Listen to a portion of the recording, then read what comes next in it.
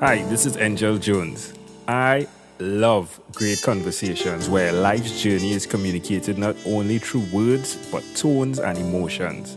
Explosive expressions that allow you to feel what they felt and learned.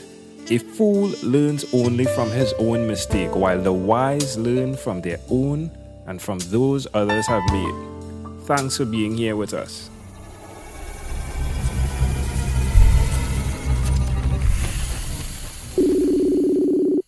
Good day, PJ. What's up in your world, PJ? How are you going on this wonderful, beautiful day? It is a wonderful, beautiful day coming from Tucson, Arizona. I'm doing amazing. Thanks for the opportunity to be on your podcast. Hey, it's my pleasure to have you, my friend. So tell me, which of your talents is responsible for us meeting? Engel, I've been a professional speaker, a motivational speaker since I was 7. And so I feel like my speaking skills and my ability to listen really well as I genuinely care about people. Interesting. Who did you learn this from? That's a great question. I feel like I was inherently born to love. I just have always cared about people and wanted them not to hurt or suffer. And I was a motivational speaker at 7 because I have such a rare form of muscular dystrophy that the Muscular Dystrophy Association picked me up and put me on television, in newspapers, magazines, on radio, in fundraising events, boardrooms. And at the end, before each speaking opportunity and after each speaking opportunity, my mom would prep me, or she would go over with me. Well, how do you think that went? What did you like about what you did? What do you think you could do differently or better next time? So I would equate my speaking skills to my mom. I would equate my heart to just the way I was born. And my listening skills, I would also equate largely to my mom, because when I was a kid, she would share everything with me. And so I learned to listen with my heart because, there were times when she really needed something and other times when I just wanted to be connected. So listening I got from her. And then those skills strengthened actually when she became an art therapist, because I learned valuable technical skills from her that I now use with all of my clients. That's amazing. And friends, actually, and strangers. In fact, my friends actually will say that my superpower is that I can get anybody to talk about anything at any point in time, and I don't even have to do anything. They'll just come up to me and start sharing their whole truth.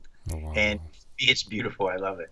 I think that comes from a place of you walking in integrity. I could be wrong, but do you walk in integrity? I make every effort to do that, brother. And life is sometimes really, really peaceful and easy, and sometimes life can be a little bit rough. But when you stop and you look internally and you say, well, who am I?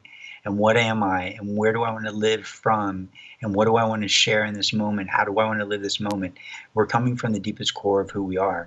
And that's the best way to live always. And that's what I really want for the people that I work with and I teach. I want them to really connect in with who they are, so that that real true expression of who they are and what they want comes out freely and cleanly. Love it. Yeah, it's so real. So why will you continue to repeat this again? Well, I'm going to continue my speaking career and growing my speaking career, and also my listening and observational awareness skills. Because for me, I really want people, just like I said, to feel loved and connected and understood and supported and included.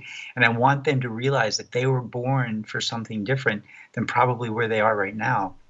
And so if I'm able to listen deeply, not just with my ears, but listen with my heart, then I can help them to hear what they don't hear.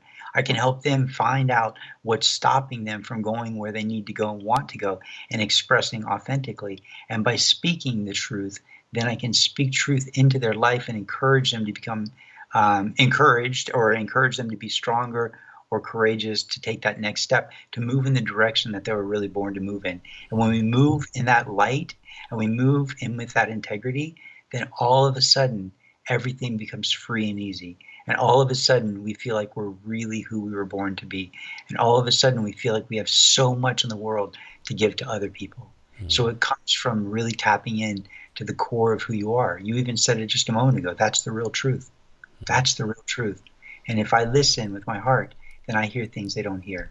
If I speak the truth from my heart or from spirit and let the spirit speak through me, then it doesn't matter what I say. What matters is what's said so that they can hear what they need to hear to take that next step.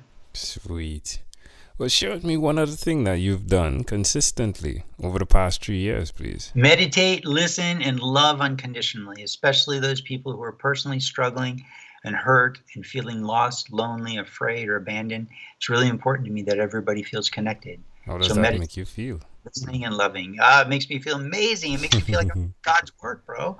It makes me feel like I'm really living the integrity that I was born to live, loving and putting other people first. Because when I love and put other people first, I know that I'm lifting them up and helping them return. For me, I feel like I'm living in two ways. Namaste, as we all remember, right, means the divine in me recognizes the divine in you.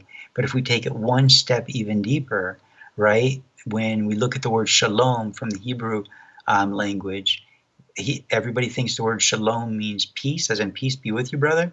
But it actually references the original peace because it means to restore from wholeness that which has been fragmented. So it's talking about the original peace, P-E-A-C-E, of the divine when we were all connected in one P-I-E-C-E of God. And so for me, it makes me feel like when I'm loving people up, it makes me feel like I am doing God's work in helping people to return to that connection. And when they return to that connection, then I feel like I'm doing what I was born to do. It's a bit of a bodhisattva complex, I think. I love it. Well, PJ, let's switch gears for a bit now, my friend. Let me invite you into my time machine that is surrounded with beautiful, warm, blue Caribbean water. I love it. PJ, what is your earliest childhood memory? My earliest childhood memory. I could ask you spiritually or biologically, but I'll just tell you biologically. Sitting in my mom's red Barracuda in a little car seat in the back seat, right behind her driver's seat, sitting out in front of my grandparents' home. We had just gotten there, and I'm listening to that old Beatles song. I think it's Beatles, called "Band on the Run." And I distinctly remember being a little kid and seeing in my mind's eye as if this was the first time I'd ever seen with my mind's eye, with my own imagination. And I remember seeing, like, in the United States, some of the university bands dress up like old, like, soldiers, right, in these old kind of traditional soldier garb. And so I remember seeing these little, like, 1 foot tall band members dressed up in those little soldier garb running across a floor, across this throw carpet, and right by a dining or like a table in the living room where people can set their drinks and watch TV or whatever, watching the band run from one side of my mind, from the right side of my mind to the left side, and then back from the left side to the right side. Every single time they would sing "Band on the Run," I'd see these little guys go "Band on the Run," and they'd run back the other way. So I'm pretty clear in what I remember in that case. Wow, that's amazing. If we fast forward to when you were 12, what was your favorite song? That's a really hard one. I actually looked up all the music back in the day, but I'd probably say "Rapture" by Blondie, because that was when I first heard some rap, I think, and I was enamored by it. All right, my friend. Well, we've arrived at our destination, but before we get off of this time machine, there's a small declaration form. So it's yes or no. PJ, have you chosen someone to pass on your skills to? Yes, every single person I talk with and teach. Are you married? I am not, but I would love to be because I have a romantic heart. Do you have children? I do not, but I would love to have children. Do you believe in God? Absolutely. I believe there's something greater than us, definitely greater than this human element and form. Do you have an inner circle of friends? Of course, and I think we all do, but that inner circle of friends changes depending on where we are and what we're interested in and how we're growing in that moment. Do you watch TV for more than 3 hours a day? No, I technically don't even have a TV, so I do watch Netflix and YouTube videos when I'm eating, but it definitely doesn't exceed 2.5 hours or 3 hours a day. Right. Maybe 3 hours a week, or definitely more than 3 hours a week, but not more than 3 hours a day, and it's usually when I'm eating. PJ, this was a great pleasure, my friend. Before you leave, is there anything you'd like to share with our amazing audience? For anybody and everybody who's listening, remember 3 simple things.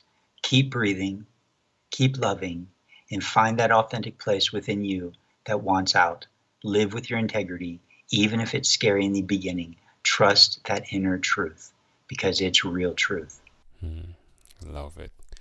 Love it. PJ Dixon, thank you for being on 12-Minute Convos with Angel Jones. Absolutely my pleasure, brother. Thank you for the opportunity. Amazing audience.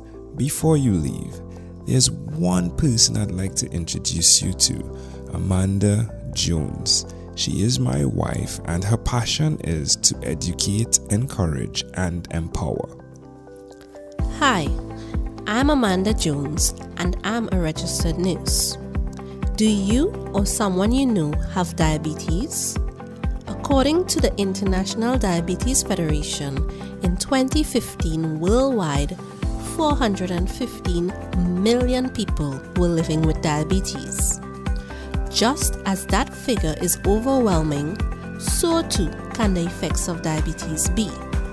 So, to help simplify diabetes for both adult and child, I've used rhymes in my books, The ABCs of Diabetes for Children and Poems for Patients, A Focus on Diabetes. At its simplest, rhymes help us to remember. If you, a child or friend, want an easy, reader-friendly way to know about diabetes, then get a copy of these books. For more details, you can go to poemsbyaj.com. That's poemsbyaj.com.